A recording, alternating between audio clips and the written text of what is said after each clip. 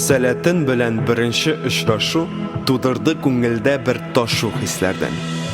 Эштән бәреп чыкты иҗат. Күрәм син шат, чөнки инде таптын үзенне, таптын кешенне. Димәк, әзрәк көтсәк, кинәт хыял чыңга ашар кебек.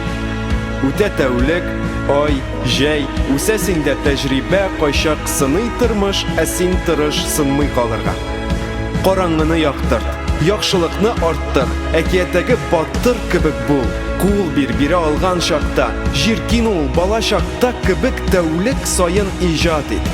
Башкаларны алга ил, чөнки синдә бар сәләт, синдә бар көч һәм теләк. Әмма сизәсеңме? Тагын нидер кирәк.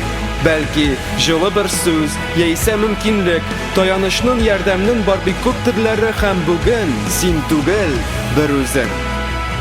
Әйе, уңышка илтәчәк баскычны син үзең төзедең, ә хәзер без әзер, синең өчен булырга чын терәк.